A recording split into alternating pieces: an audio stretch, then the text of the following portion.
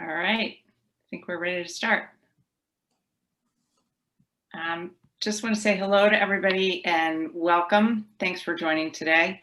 Before we dive into conversation, we're going to have Lauren just go over a couple of housekeeping items. We want to make sure that the dialogue is interactive, and she'll direct you to how to jump in with comments or questions as we go. Lauren? Thanks, Courtney. Thank you everyone for coming. I'm Lauren, and throughout the presentation, we're going to be giving you an opportunity to ask questions. Please pop that into the Q&A. If you have comments or concerns, because I know they're going to ask you if you have any, please also put that in the chat. We will be monitoring both. So if you accidentally switch it up, it's no problem. We will get to it and make sure that we are able to address it in some way. So thank you, and I'm going to kick it off to Luke. Awesome. Thanks so much, Lauren. And, usually I like to start off by saying it's great seeing everybody, but we can't see you, but we see that you're here. So Courtney, it's great seeing you. Always good to have these conversations together. And thank you all for tuning in to this webinar. And Courtney and I talked a lot about what this webinar should look like. And what we talked about was we want this to be an hour that is impactful for you. Everybody is so busy right now, and we know that your time is valuable. So if you want more details on our backgrounds and our bios and all that great stuff, you can, go to LinkedIn, or you can go to our websites, and, you get our emails and things like that. You can find out all the information you want. So we will not waste your time by getting into that. What we do want to share, though, is the way in which, very briefly, our backgrounds lend themselves to having this conversation around a curriculum. Because as you all know, so many organizations, so many companies have entered this name, image, and likeness space because of the opportunity. And, for us, we didn't build this curriculum based on name, image, and likeness. This is work that we've been doing for years in our respective work that we've done professionally. So Courtney, having spent 25 years on Wall Street and understanding finance and money and the impact that new money has on athletes and other young individuals, my time of working with athletes as a non-agent sports lawyer, I've seen the transition of athletes and when they've gone from college into the pros and not understanding things like endorsement, contracts or marketing agreements. They don't understand what an agent is always asking them to sign as part of the agent's agreement. And it's that kind of work that we've been doing for years that has really helped us to say, how do we conform this education that we know is so critically important for athletes? How do we conform that to this name, image, and likeness space? And so that's what you're going to hear more about today is what does that curriculum look like as a way to protect your student athletes through education? Thanks, Luke. I think it's really important. It's funny, I was reading, we'll talk a little bit about her later, but Chloe Mitchell, the first student athlete to benefit from name, image, and likeness, that she's in the NAIA. But it was interesting, one of the articles written about her talks about all the companies that have popped up specifically to help with name, image, and likeness. So I do think it's critical to make sure everybody understands this is, we've been here and we tailored our experience and expertise to a college curriculum, and then we just advanced it for name, image, and likeness purposes.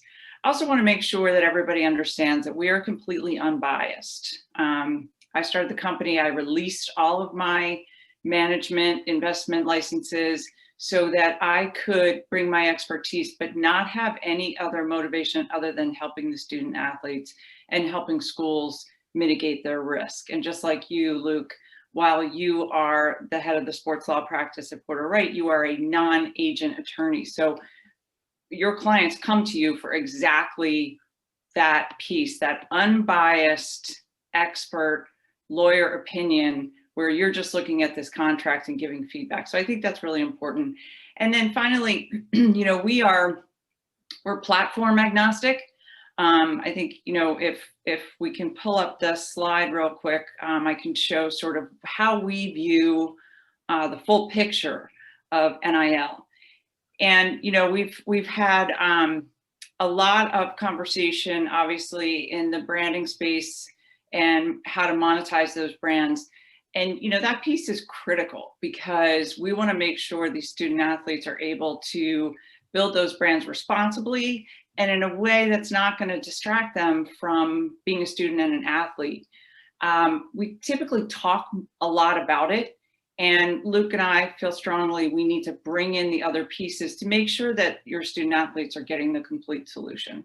So protective education, which is what we're focusing on today, is critical. And it plugs in everywhere. I think most importantly to understand it's necessary for now, regardless of what the regulations look like. We teach via workshop, and then we have ongoing micro-learning modules. And those modules can be on our app that we bring to the school, or we can plug in to a different platform. So just want to make sure that everybody understands that our goal is to make sure we're bringing the best comprehensive solution to your student athletes. So we will work with whatever tools you're already using and make sure we're complementing them and not doing any kind of duplicative efforts. So with that in mind, and just sort of understanding, we view education as this overarching piece. We need to start it now, no matter what the regulations are going to look like, and we need to keep coming back to it and reinforcing the concepts. So Luke, with that, if you wouldn't mind jumping right into what our education and our curricula looks like. Absolutely. So the last thing that I'll say is I want to just reinforce, as Lauren mentioned earlier, if you have questions along the way, if you have comments, please feel free to put those in the chat, put those in the Q&A, because we want this to be an effective use of your time and you receiving the information that you want. And the last thing I'll say, because this is a question that we get a lot, which is, okay, Anomaly, Team Altemus, Luke, Courtney, kind of how does that all work? Because we believe in this education, we have come together to develop this curricula that really does bring our areas of expertise together. So when we get done with this webinar, if you have questions, it doesn't matter whether you call Courtney, whether you call me or email either one of us, because we just believe in this independent, objective, curriculum that really is focused on protecting athletes through education. So hopefully that helps you understand, before any of those questions, that we're in this together in developing and delivering this education. So with that, we can get into the education. One point that I'll highlight before we do is that, again, we love having this conversation, right? We've been talking about name, image, and likeness, and we've been talking about the education piece for quite some time now, because at the end of the day, we've seen, unfortunately, the challenges that come when athletes don't have the education or understand what it is that they're signing. I know many of you have seen what happens when those things take place. And so we just want to shout from the mountaintop how important education is. And regardless of the timeline of regulations and whether those regulations come from the NCAA, from Congress, as things get pushed back, we want to make sure that you don't allow that to shorten the runway that you have of realizing that this education is so critically important to your student athletes. And so what we're going to share in this curriculum of DDMC is how important it is to have a repeatable, systematic process that your student athletes can apply beyond their sport, right? This is an intentional, lifelong process.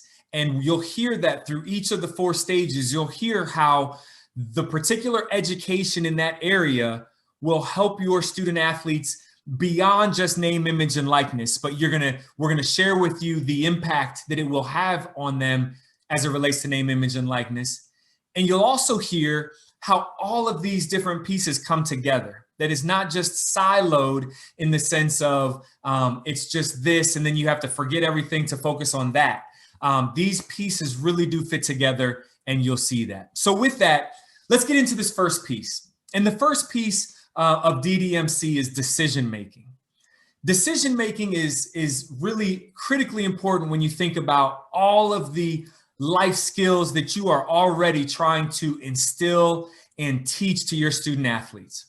It's almost like the foundation of any of those areas. So if you're having conversations on healthy relationships, on time management, financial management, on all of those aspects that you try to instill in your student athletes, everything starts with a decision.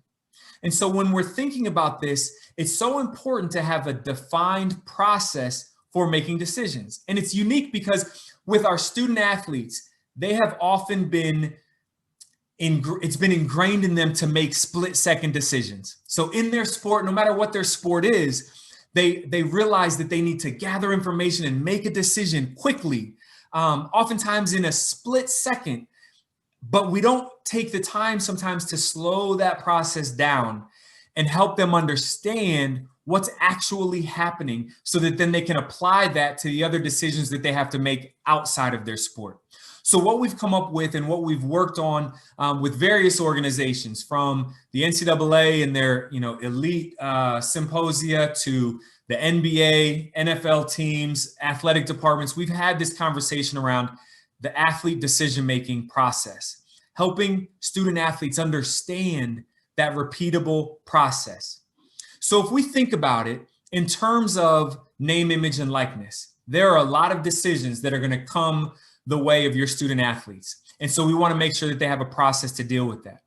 And that process focuses on reap.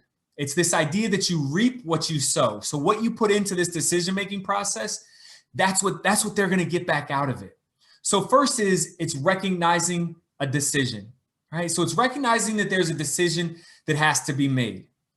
And then it's evaluating information. So, okay, now that I've decided what it is that I'm actually deciding to do or not do, now I need to start evaluating information. I need to gather that information so that I can evaluate what's going on here. Then I can move into analyzing my options. And I want to be able to analyze the various options that I have so that I can ultimately produce a result. And I'll focus real briefly on the E and the A.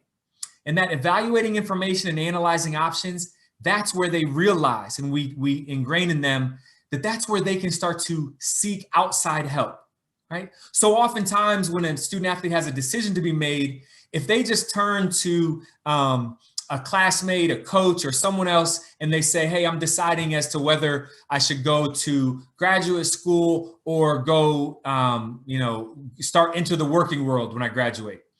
Oftentimes, if they just ask somebody that, kind of out of the blue, the response is going to be colored by that person's experiences and what they've seen with other student athletes. But if that athlete has said, okay, I've started to evaluate some information, here's what I'm looking at in terms of my options, and now I'm analyzing these options, and I need your assistance in helping me analyze these options. Now they're getting a response from someone that can be very tailored to the decision they have to make. So when we think about this for name, image, and likeness, there are going to be a lot of decisions around whether or not I should take on certain opportunities, whether or not I should work with certain people. How do I manage my time? And when you start to think about that, having a repeatable process is helpful for them as they make a decision and helpful for you as you look to encourage them through a process as opposed to advising them on what they should or shouldn't do because of all the ramifications that come with that. So being able to enforce a process helps make sure that they are protected as they're going through and making an informed decision. But that then leads to the due diligence. So now that they have a process for making a decision, now they need to think about how do I start to apply it in due diligence. And with that, Courtney, I'll turn it over to you. Thanks, Luke. That E and the A, the evaluate and analyze, obviously that's basically what due diligence is. When we work with student athletes, we find that most of them don't even understand the term due diligence when they come in. And obviously the overarching term we're used to more in the context of performing due diligence on a specific deal, a specific investment idea, a partnership, those types of things. But again, back to that process piece, we teach the process of due diligence primarily around filtering any professional service providers or third parties that they might work with. So they learn the term due diligence, they put it into practice. It's a furthering of the practice of REAP, of that decision-making process, and they know to apply it later in life for any major decisions. So when it comes time to make investment decisions, or a decision about going to work for somebody or hiring somebody, again, they learn it for life. So we help them with that definition. We specifically, again, focus in this part of the education on those third parties. So we're so used to seeing these student athletes. You know, Luke mentioned the Elite Symposium. Both of us have worked with the elite football players and the men's basketball players prior to their final season to get them ready for that transition. And one of the things we talk about before we even mention the word money is managing the onslaught of all the inbound calls and inquiries. Now, that's such a tiny piece of the population of student athletes. We now have to teach every one of those student athletes how to manage that onslaught, because we know people will come out of the woodwork. So that's where we start. We define advisors, define their roles, help them decide who they need to hire. And then obviously, as you all know, when a student athlete enters their activity into ultimately whatever the compliance platform is that you choose to use, they have to enter information about the third parties. So they'll learn as they're entering that information that they need to be analyzing and making decision about who's right for them to work with. When we do workshops with them, we work on them not just with concepts, but also we get them going into mock interviews. We get them to understand what the implications are of this decision. And most important, once they've chosen somebody to work with, how to monitor that person as they go along. When they're trying to decide to work with companies or LLCs, anybody who might want to hire them, we do give them an introduction to sort of checking out the corporate structure and how to think about that. But they have a lot coming at them, and a lot of the professional service providers tell a really great story. And a lot of them are very competent. They may just not be as familiar with not only an athlete, but a student athlete, and a student athlete who has two full-time jobs, being a student and an athlete. So once they've chosen the third parties and they move into actually doing an activity, we want to make sure that we cover the next piece of the education, the M in the DDMC. And when we talk about this, we think about, sorry, before we get to the M, I just want to go back to the due diligence. This is sort of how we think of that cycle. Again, the ongoing life lesson, teaching them to protect, making sure that they're monitoring, and if something comes up, look into it and then remediate to make sure that they can get back on track. So sorry, Luke, now we'll go to money. You know, we talk about, we work with student athletes obviously now. And when we go in and do workshops pre-COVID on campus and now virtually, when we're dealing with a group of a football team, like in this example, football team that, you know, most of the players are full scholarship, we get into goal setting and budgeting exercises. And what we have them do is they think about their immediate needs, their short-term wants, their long-term wants.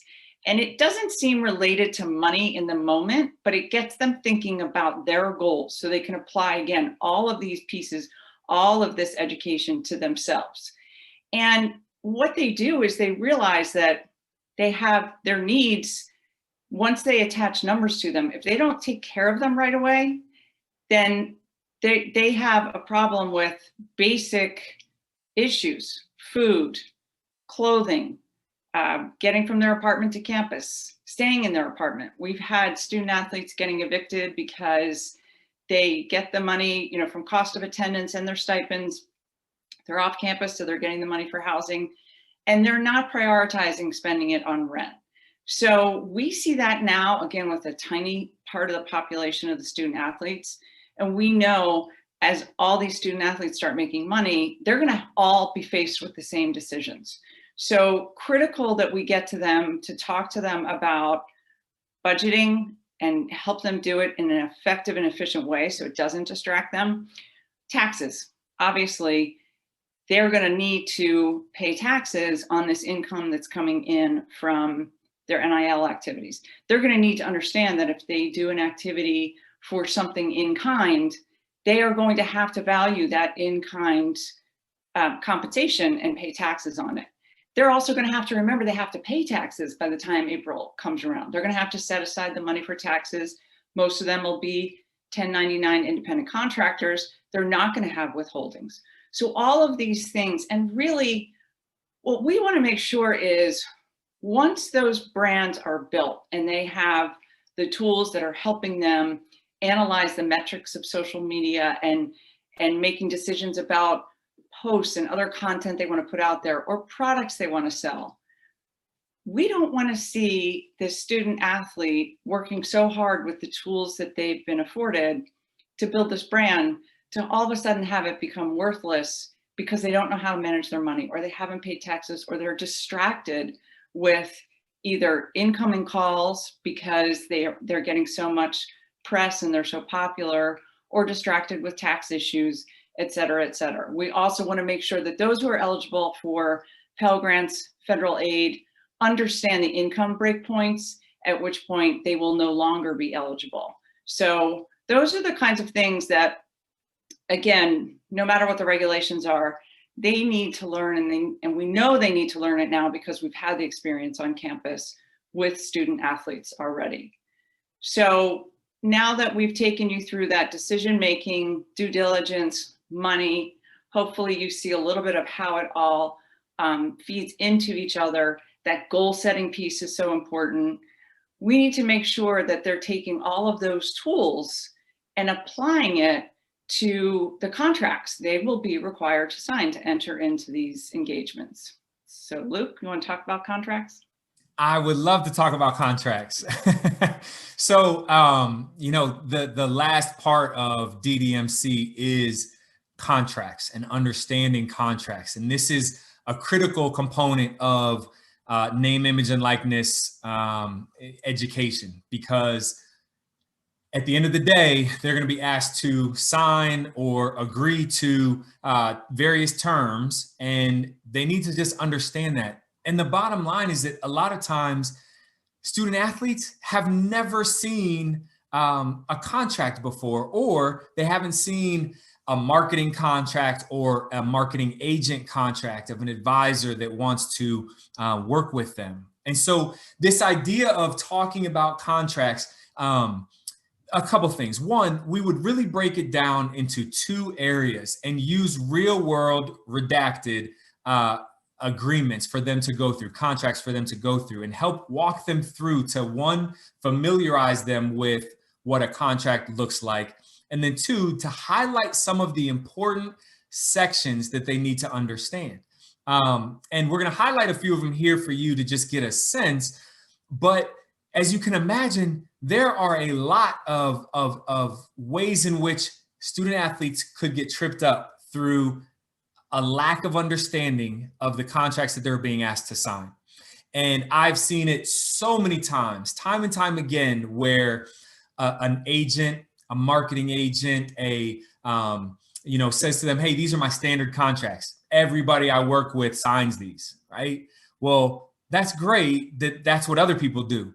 But student athletes will have to understand, hey, they can negotiate anything in a contract, right? They can get through that. So ideally, they would understand, and we'd get them to understand some of these key components to work through, to know what to look out for. This isn't to make them, sports lawyers, contract lawyers, although, one of the added benefits to this curriculum is it exposes them to other careers that they could have potentially in sports after they graduate. But it's to give them a sense of saying, hitting the pause button. All right. So somebody puts a contract in front of you. Great. I don't need to sign it right now. I'm going to take this back. I'm going to look at it and I'll get back to you. Right. And whether they then go through it themselves or they, have someone else go through it, at least it presses the pause button to say, I want to understand certain aspects. So what are those certain aspects? One is scope of services. So whether you're talking about a contract with a marketing advisor who's trying to work with a student athlete, or a marketing opportunity itself, it's important to understand what's the scope of services, right? And so again, going through a contract and helping them understand that the scope of services is basically when an advisor, a marketing advisor, says to you, hey, this is everything that I'm going to do for you. You need to understand that. Because if what you need or what you think you need is not what they're offering, it doesn't matter how much you like them, that can end the conversation right there. But then also it helps you if you're thinking about a name, image, and likeness opportunity. The scope of services is talking about what is it that I, as a student athlete, what do I have to do? So do I have to show up somewhere? Am I showing up for a photo shoot or a video shoot? Am I simply, putting out social media posts? And if so, what social media posts? What obligations do I have? What services am I providing to that particular brand? So understanding the scope of services and using real world examples helps student athletes kind of have that aha moment of, okay, I know somebody kind of told me I have to do certain things and I'm going to get paid to do it.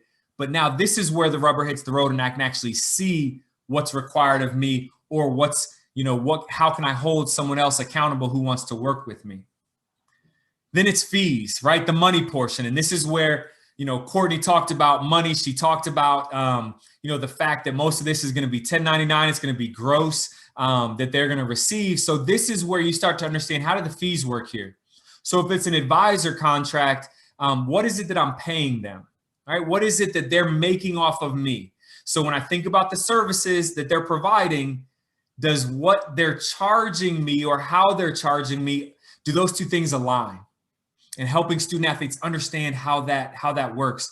But then also, what's their compensation that they're receiving if they do a name, image, and likeness opportunity? If they have the opportunity to go, be a social media influencer for a particular brand, make some social media posts, right? What are they getting compensated to do that? And, there will be language in most contracts that'll tell them that they're doing it as an independent contractor, that nothing's going to be withheld in terms of taxes.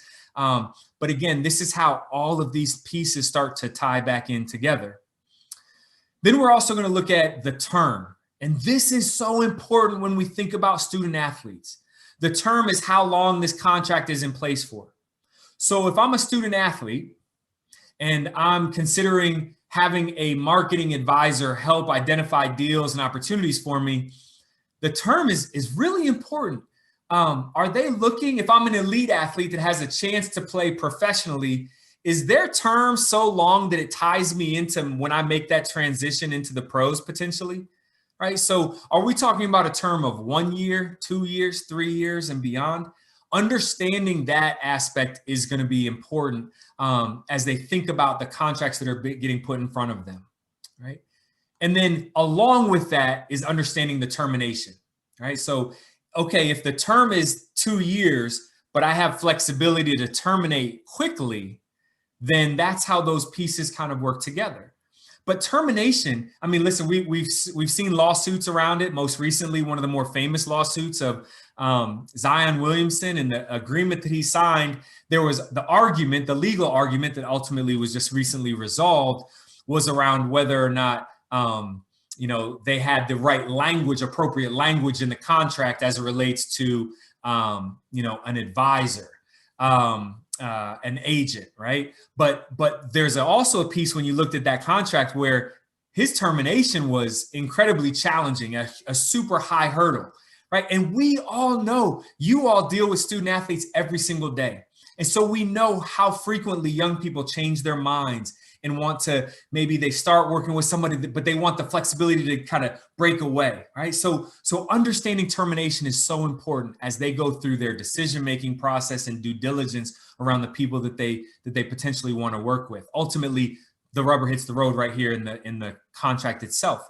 But also termination is important when it comes to the name, image, and likeness opportunities that present themselves. So what happens if I agreed to do this, so many appearances with a local on-campus pizza place after certain games or what have you.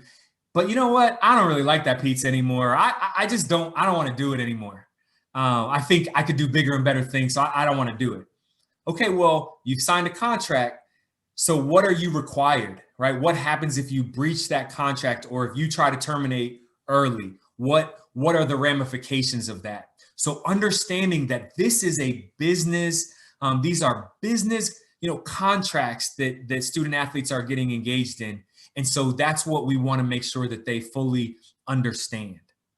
So again, in a nutshell, that's contracts, but we use real contracts. We answer their questions as we go through it and look at real situations that have been unfortunate outcomes that athletes have been involved with when they've signed these contracts, to really drive home the importance of their decision-making, their due diligence, and understanding of how they are making money as they look to be able to make these decisions. So in a big nutshell, and I see Lauren coming on, which means we must have questions and comments.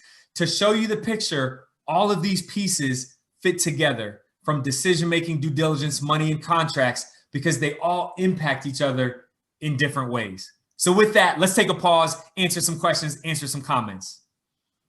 Okay, so we have a question. You mentioned the legislation doesn't matter. What implementation timeline are you suggesting to athletic departments you're currently working with in order to have student athletes prepared by the August 1st, 2021 NIL start date? Yeah. So the legislation ultimately will matter very much. So yes. Sorry for the confusion. I meant more the timing of the legislation, meaning it doesn't matter what the ultimate rules are, this education is necessary. So schools that we're working with now, we're kicking off workshops in February. So if you think of the DDMC, February, March, decision-making and due diligence, March, April, due diligence, money, April, May, money contracts. We have breakout sessions and some on-demand one-on-one work as they go through the summer. So the idea being that hopefully by the end of spring semester, they've been exposed to all four pieces. When there are regulations to talk about, and each of the school's compliance groups have determined what their individual school regulations are going to be, we can then step in and either alongside compliance or taking direction from compliance, we can also run workshops about those. So never too late, but the sooner the better for sure. We want them thinking about this stuff ahead of time. We want them to anticipate that they're going to have decisions to make, that they're going to have people coming at them, that they're going to need to review information, they're going to need to manage their time, they're going to take a look at themselves and their goals and decide, do they even really want to participate in this? Because it's a lot of responsibility versus the opposite, where NIL hits, it's new, it's exciting, they can build their brand, go, and they don't have all of the other information they need to make sure they protect themselves, protect that brand, and most importantly, protect their two most important roles as student and athlete.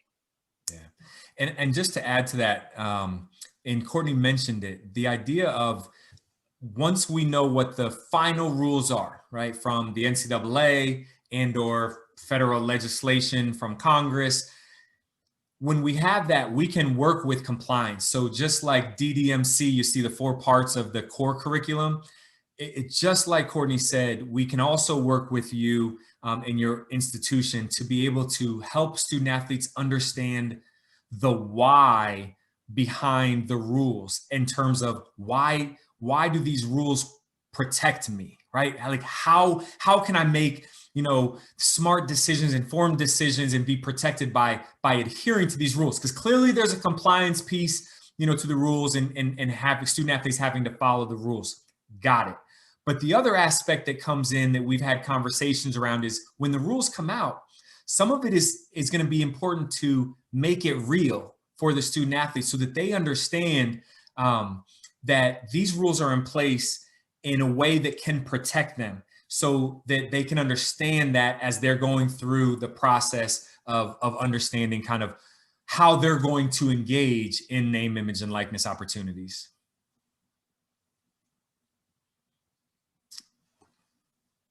There's also another question that popped up. How do your services fit into the education that we will be getting from our branding company? So we just in general, in terms of pre-existing education, I referenced this a little bit earlier. we work with each institution to understand what resources they have in place and make sure that we're not duplicating efforts. So in the case of a brand building or brand building and monetization platform that a school might have in place, we'll make sure, we know there's varying degrees of education that those platforms offer. We'll make sure we're not duplicating. So that would include, you know, not just looking at the course title, but looking at the content and making sure that we're getting everything that student athlete needs. Frequently, we'll see people talking about financial literacy. It's such a broad term.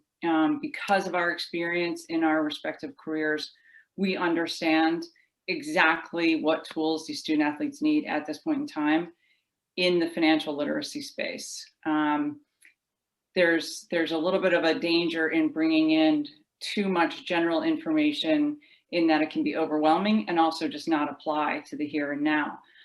The other thing I should mention, which we haven't really talked about, and some of you are familiar with, our methodology, how we run these workshops. We are keenly aware that even pre-COVID, it's very hard to keep students, forget athletes, but students' attention, especially at these ages, and especially student athletes who are so used to making those quick decisions. So our entire curricula has been developed around making sure we're meeting those student athletes where they are, keeping it interesting and keeping it engaging. And we've had, for those of you who've worked with us post-COVID, you know that we have moved the techniques that we would do in person onto the e-learning platforms, our workshop platforms, to keep them engaged. So we have them practicing the concepts before they've even learned them, 2 or 3 minutes into the workshops. So it's not only we'll not only make sure that we don't duplicate content, but it's a very different way of delivering it. The micro learning sessions we offer are for follow on and follow up to make sure that that knowledge has actually been absorbed, that it's getting reinforced, that they're putting it into practice. Yeah.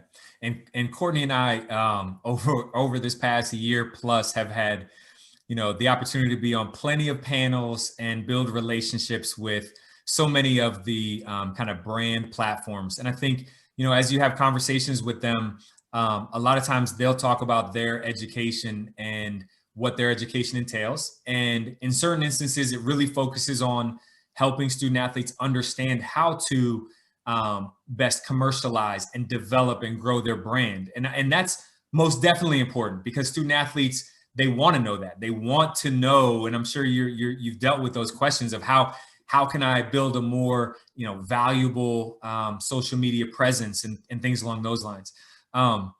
Our education is just different, and our education is based on kind of what our core competency professionally has been, which is which is being able to deliver that that education that really focuses on the protection of student athletes.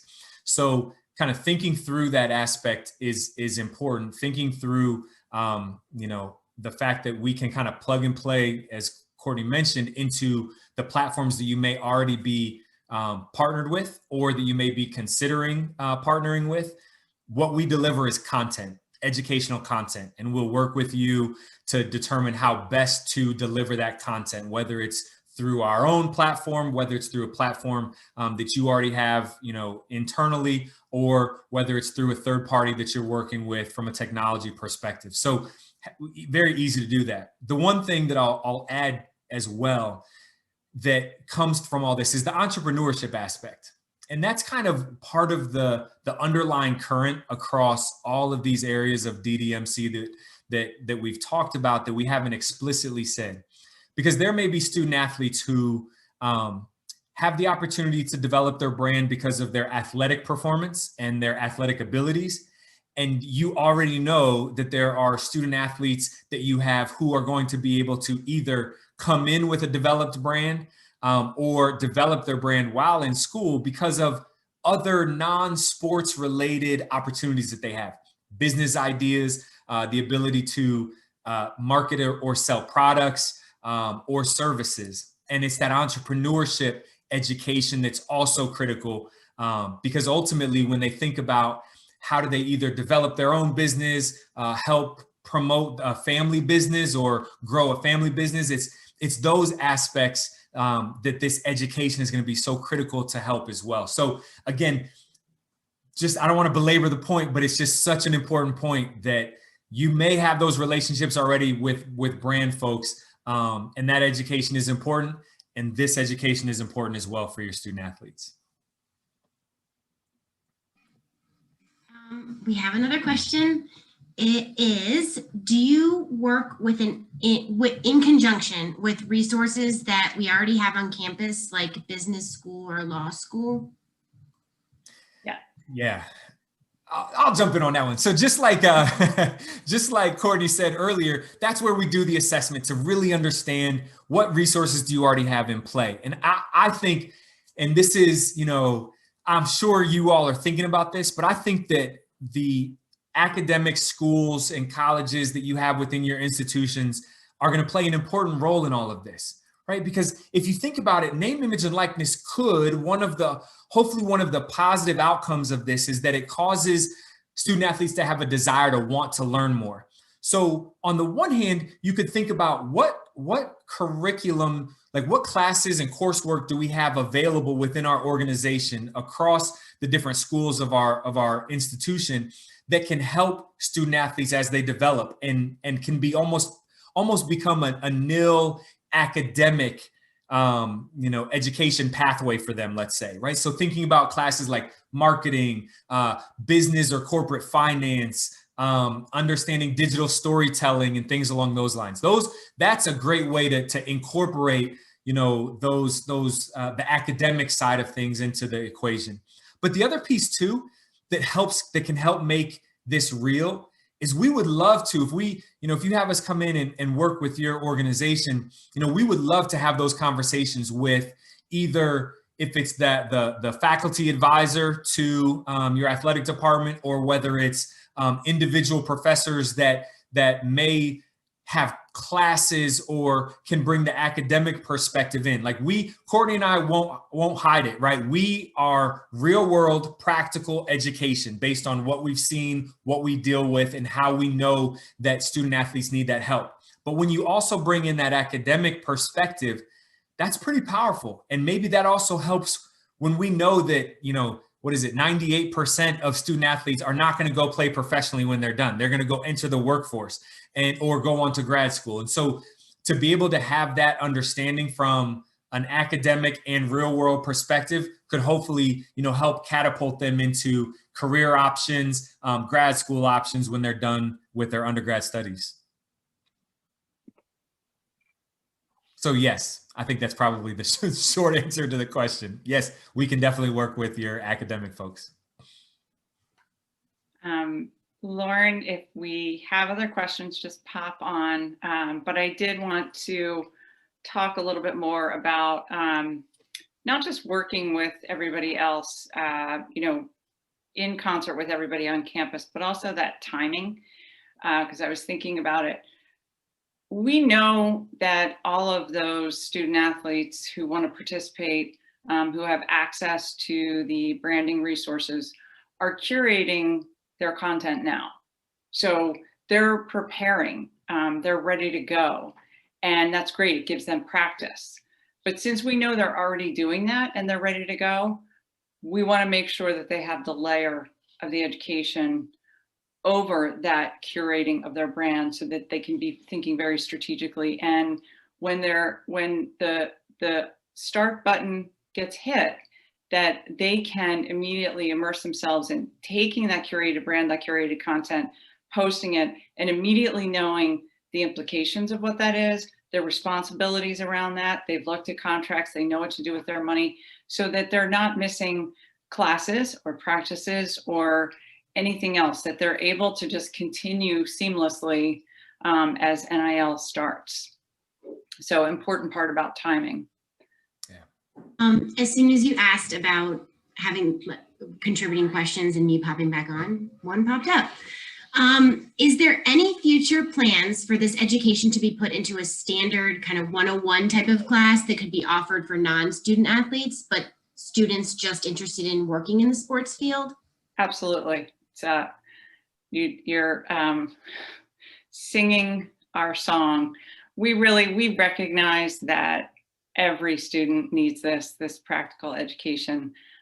We have targeted the athlete space for all the obvious reasons, first professional and now the student athletes, but so many students who want to get into the sports field. We mentor some that we work with now who are not athletes for their schools, but they're in either the business school looking to ultimately become an agent or a marketing rep or work for a team. All of those managers that work with teams now. So the goal is absolutely to get this content into some sort of 101 format for those who want to go into the sports industry, and hopefully ultimately get it to kind of the practical application of all of this for all students should they want to engage in it. One of the things that brought us to the collegiate space was after working with professional athletes for so long. When we started consulting with them, when I released my licenses and started consulting with professional athletes and giving them these services of education and due diligence, I got consistent feedback. I wish I had this sooner. I wish I had this sooner. And Luke, working with his athletes, his professional athletes and their contracts, that's really how we even moved into the collegiate space. So we know there's a need. We also know when we see professional athletes, we have professional athletes we work with who are really, really, really smart and have graduated from excellent academic institutions, economics degree, finance degree. Each and every one of them has a difficult time relating all of those academic concepts to their personal life. So if you think of, academia and kind of if there's a gap, this is the gap that we are helping them to fill. But also while we're helping them fill that gap, learn how to practically apply it, they also then have those processes for the rest of their life they can apply everywhere. Yeah. So real quick, I just want to add one thing, and then we can definitely take your question, Lauren, and maybe we can have a quick 2 or 3 minutes to go through one scenario just to help you understand how all this fits together. But one thing I'll mention briefly is I don't think we've talked enough about your staff and athletic department staff. And this DDMC education, I think, is just as critical and just as important for the athletic administration staff and coaches, because you all are the first kind of line of defense oftentimes that athletes will go to ask questions. And one of the things that we do know, and especially from a legal and liability perspective, you're not going to be able to tell them, yes, go with this person, or no, go with that person, or yes, take this deal, or no, don't take this deal. But what you can do is you can encourage them to stick with their process and their learning. And if with education around decision-making, around due diligence, right, putting processes in place to have a repeatable, standardized process for how they deal with this, when your staff, when coaches get this learning, then they're able to reinforce the process for student athletes as they go through it. So just wanted to make sure to highlight that as well. If we could real quick, Courtney, I think it's important maybe to just share 2 or 3 quick minutes on this scenario that we talked about around how we make this real, and then we'll take any kind of final questions as we wrap up, if that makes sense. But do you want to go ahead and kind of maybe share a scenario? Sure. Anybody who's listened to me talk about NIL knows that one of the major focal points I've been trying to get across is the fact that NIL is going to impact every student athlete, not just there will be a very small percentage who make a lot of money from it, but every student athlete has the opportunity to make money from it. And this young lady, Chloe Mitchell, is such a great example of how this can happen. NAIA obviously went live, I think, September. She is a really interesting story. So this speaks to how these athletes have talents in all places of their life. So It was the pandemic. She was in quarantine. She knew she was going to play volleyball at Aquinas in the fall. She decided she wanted to convert her parents' garage into a she shed, started doing do-it-yourself videos. And all of a sudden, she had 1.2 million followers on TikTok.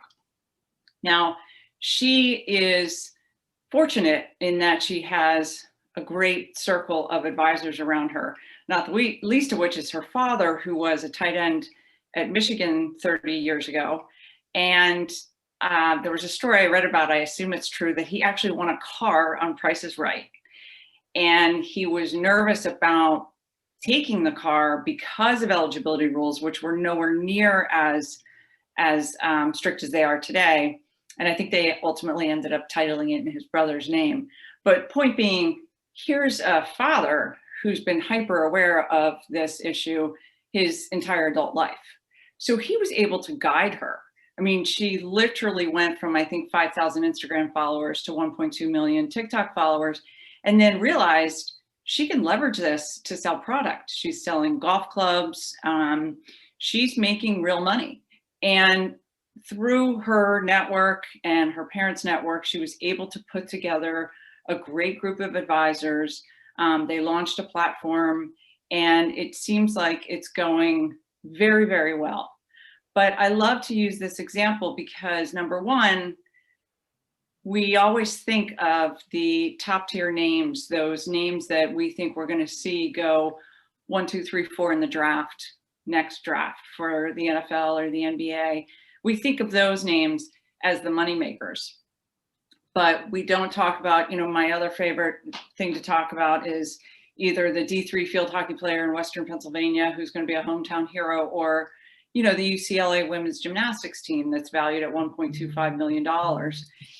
These athletes are all going to have opportunities. And we know they don't all have the good fortune of having the team that Chloe Mitchell has around her. And we also know that some of the athletes that we least expect to participate are going to jump into this in a huge way. So I just think, as you're all thinking about your athletes, what you think they're up against, what might be happening when you're out on the recruiting trail, and talking about how important it is to make sure that you're guiding them with their branding piece, it could be very compelling to be talking to prospective students and their parents about the protection that you're going to afford them and the lessons that they will leave when they graduate with to apply to all major decisions for the rest of their life. Yeah, so when you think about this, and just kind of going back to DDMC, and you think about Chloe and kind of everything happening, or someone like her, right, that are one of your, or a handful or many of your student athletes who may have these kind of opportunities.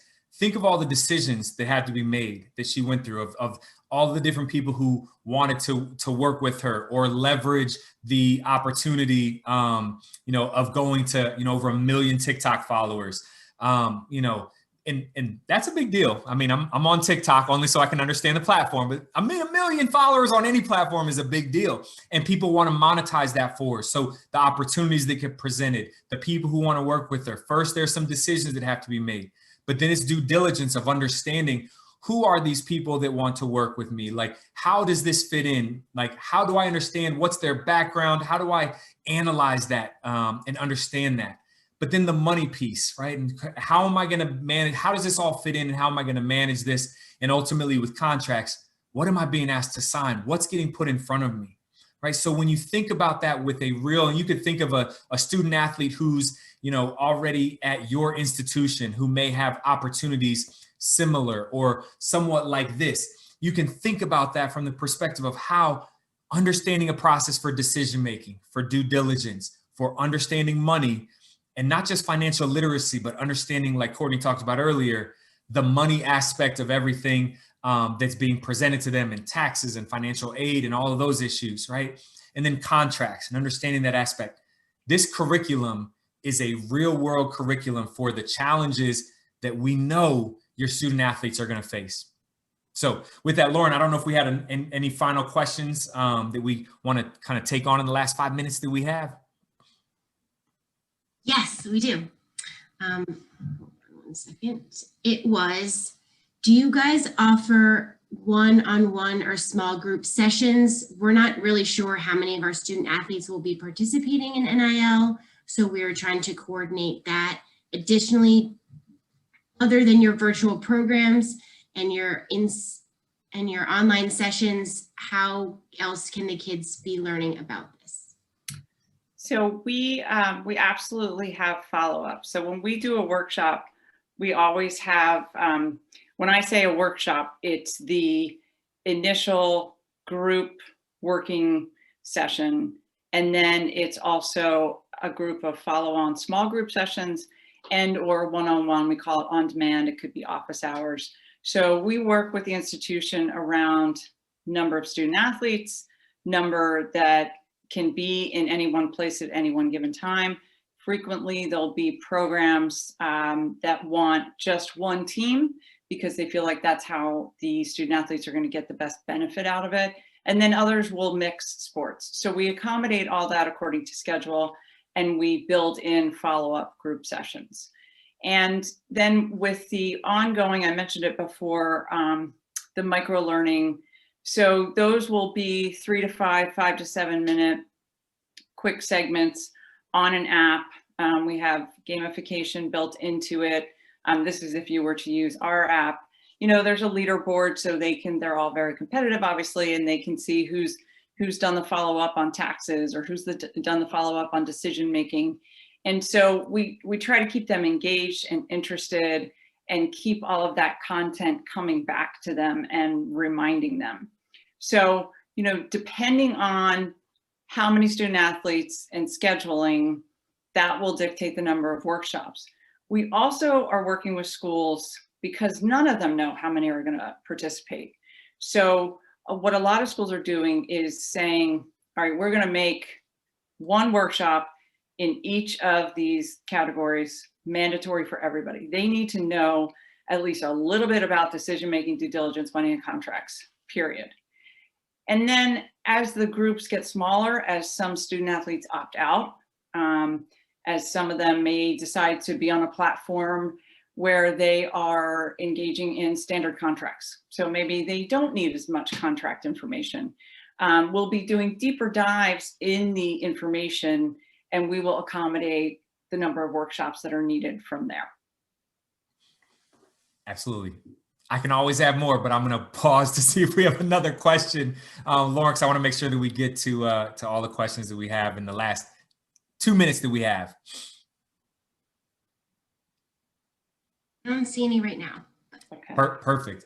So yeah, I think that's great. The one thing I would add to what Courtney mentioned is, I think the last part of that last question was around other ways, other options for, learning for student athletes. And that's where I think, both of us, think about the holistic athlete and life beyond sports, right? Both from their identity and their understanding of their own identity, but also, business opportunities and growing their, professional ideas of what they might want to do.